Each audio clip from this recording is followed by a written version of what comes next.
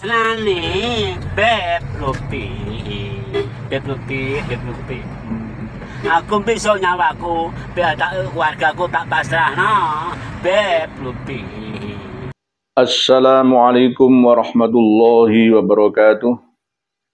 Bismillah, alhamdulillah, wassalatu wassalamu ala rasulillah Muhammad ibn Abdillah wa ala alihi wa sahbihi mawalah amma ba'd. Saudara-saudariku semuanya yang berbahagia, saya akan menyampaikan ulasan sekaligus peringatan untuk kita semua bahwa jangan sampai saking cintanya kita kepada seseorang hingga menjadikan seseorang itu laksana Tuhan.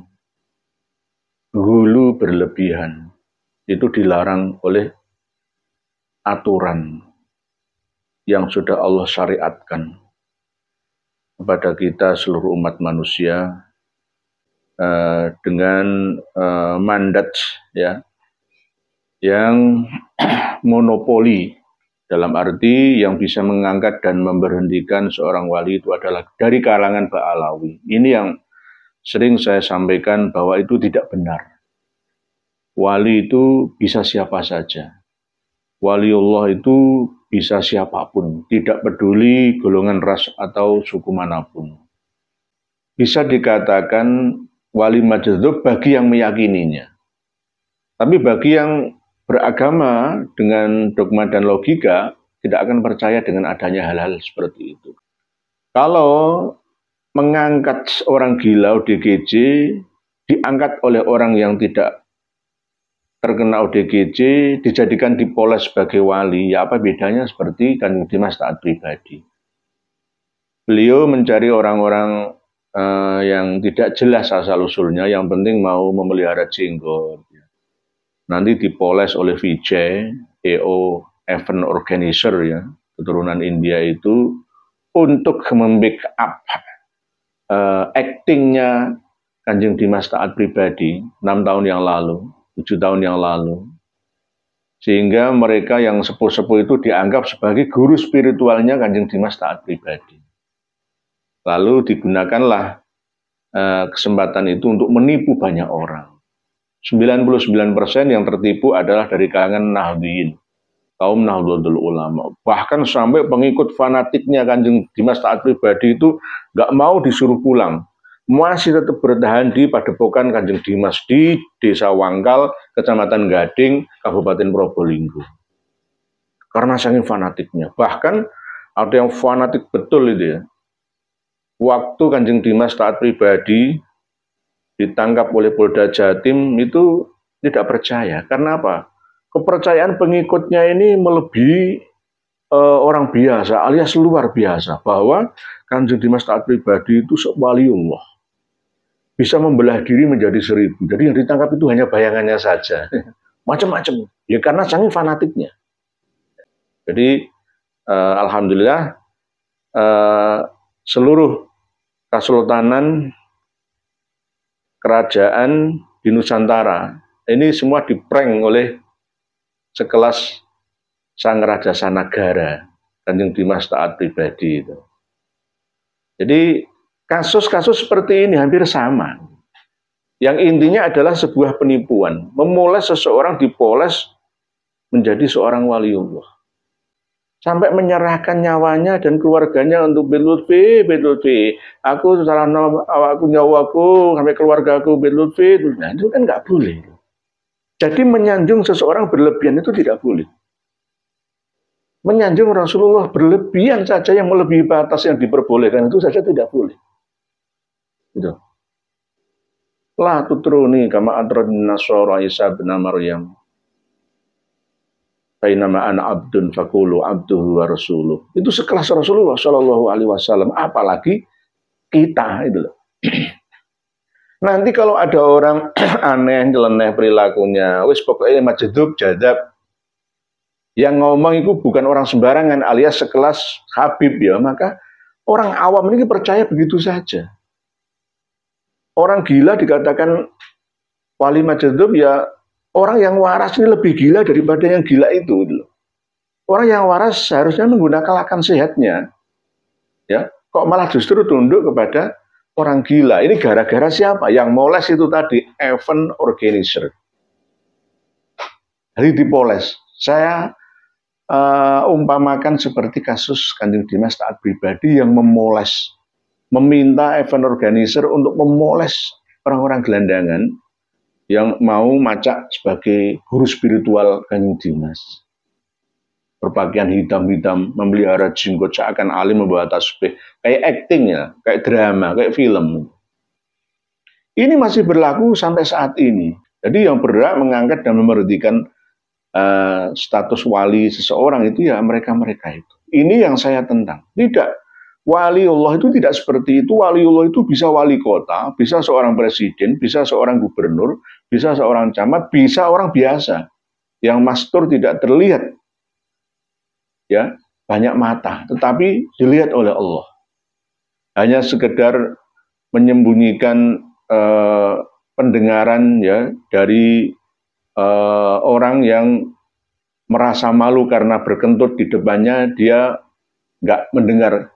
Akhirnya menjadi wali al-asom, hatim al-asom. Ya. Jadi sekecil apapun yang menyebabkan ridha Allah, ya, yang akhirnya dosa-dosa yang lain itu diampuni olehnya, itu juga bisa dianggap sebagai waliullah. Bahkan orang yang kelihatannya biasa-biasa saja, tetapi punya keistiqomahan, istiqomah sedekah, orang mentoloan, ya, selalu rahmah kepada semua makhluk Allah. Akhirnya meninggal dunianya juga husnul khotimah, mutmainnah. Itu juga seorang waliullah. Jadi jangan waliullah itu berdasarkan pilihan dari Habib Alawi saja. 100% tidak benar itu. Orang yang mati diwaliullahkan, makam Petrus yang tidak jelas siapa namanya dihabibkan, diangkat sebagai waliullah. Bahkan yang bukan makam jadi makam, diziarahi banyak orang, mengundang orang-orang supaya ziarah ke tempat itu. Ini namanya orang yang mau mengangkat patok kuburan menjadi waliullah. Dan menyesatkan banyak orang supaya berziarah, bertawasul ke situ. Ini yang harus kita luruskan. Jika ini tidak ada yang meluruskan, maka generasi kita yang akan datang akan menerima beban yang lebih berat daripada sekarang. Mumpung kita saat ini masih hangat-hangatnya dalam proses perjuangan untuk membenarkan yang kurang benar, meluruskan yang bengkok, ini harus segera dituntaskan masalah ini. Jadi apakah saya tidak percaya dengan adanya waliullah dan karomah? Saya percaya. Karomah itu tidak seperti yang dibayangkan oleh kebanyakan orang selama ini. Karomah itu ya misalkan ada orang yang mempunyai jasa menyelamatkan lingkungan, ya, menolong banyak orang tanpa pamrih, tidak ingin dibalas oleh orang yang dia beri jasa, dia tolong, ya itu namanya waliullah. Waliullah itu berada di mana-mana dan ada pada siapa saja. La ya'riful arif illal arif atau la ya'limul wali illal wali. Ini yang tidak boleh. Kadang-kadang para Habib Alawi itu menggunakan man adali waliyan faqad azantu bil harbi itu dijadikan sebagai senjata untuk menyanggah lawan yang tidak percaya akan adanya wali-wali itu. Tapi wali-wali itu hanya berasal dari kalangan mereka sendiri. Kalau dari selain Pak Alawi ya tidak dianggap sebagai wali. Inilah yang harus kita luruskan. Tidak benar seperti itu. Jadi lebih baik kawan-kawan yang ada di sekitar Mbah Nadi dari Dukuh Setipati itu untuk menasihati beliau Mbah Nadi agar jangan berlebihan mengkultuskan orang. Karena nanti kalau kita memuja, memuji, mengagungkan, mengunggulkan seseorang secara berlebihan, nanti kita tidak akan bisa membedakan mana yang hak dan mana yang batil, mana yang halal dan mana yang haram. Opo jari wong sing tak anggap suci itu. Nah ini karena saking akal sehatnya tertutup, hanya menggunakan alam bawah sadarnya. Sehingga memuja dan memuji junjungannya itu berlebihan. Padahal Rasulullah tidak seperti itu.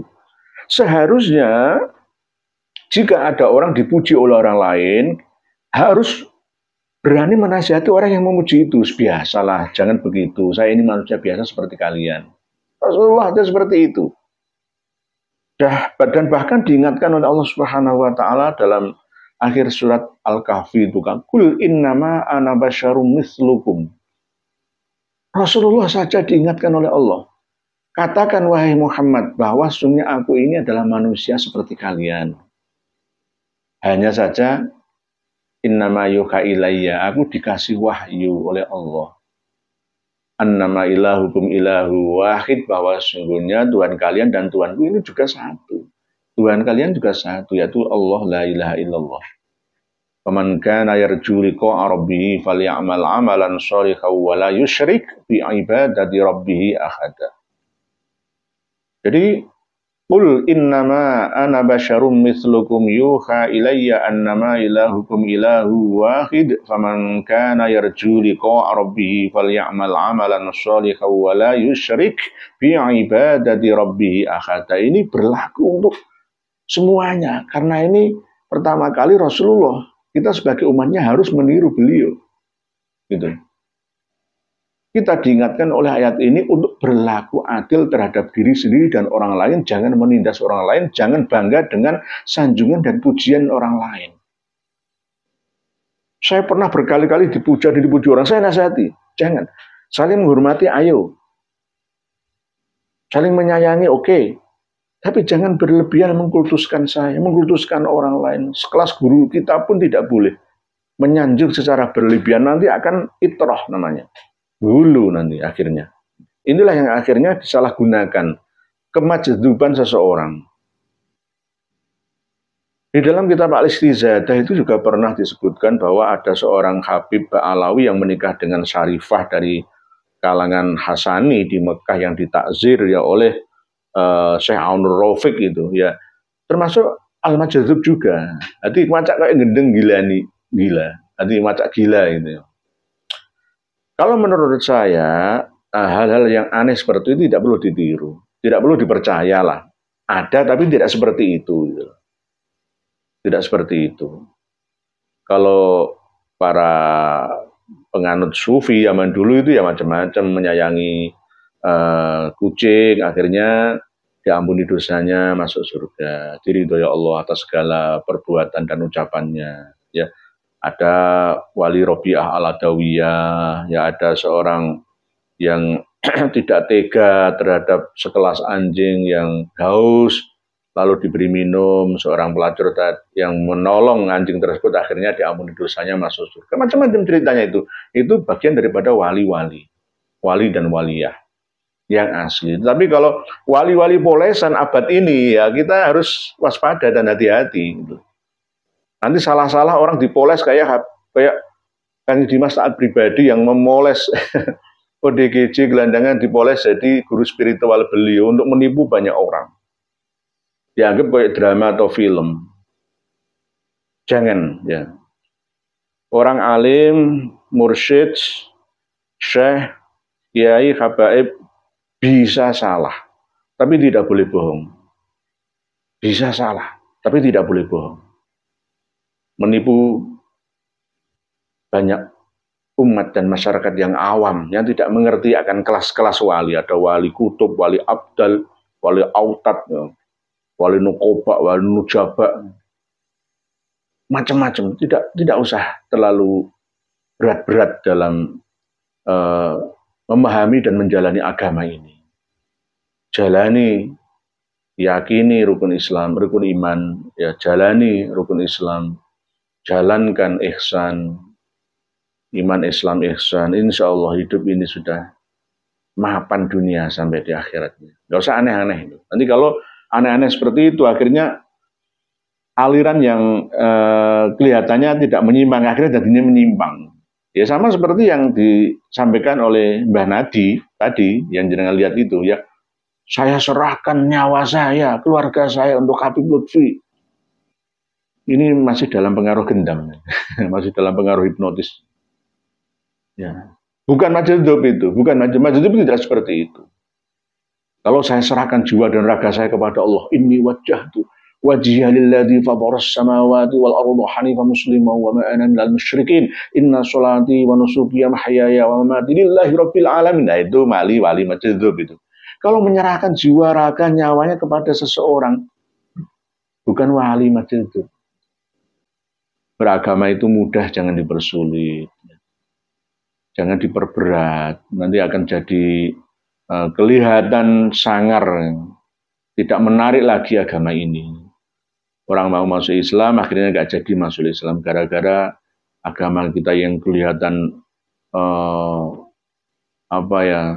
sangar, yang kelihatan berat, memberatkan pengikut atau penganutnya. Mungkin demikian yang dapat saya sampaikan, semoga dikembangkan sendiri. Ini hanya mukadimah, isi dan penutupnya jenengan sendiri yang mengembangkan. Tidak hanya sampel atau contoh 1, 2, 3 orang yang saya sebutkan, tapi bisa beberapa orang di mana-mana. Ya, tetap kita mendahulukan husnudzon, berbaik sangka kepada setiap orang, tetap waspada. Waspadalah. Sak bejo bejane wong kang lali isih luwih bejo wong kang eling lan waspada. Fafirru ilallah, mongko padha lumayu sira kabeh marang pitulungane Gusti Allah. Wallahu a'lamu bissawab. Akhirul kalam. Wassalamu alaikum warahmatullahi wabarakatuh.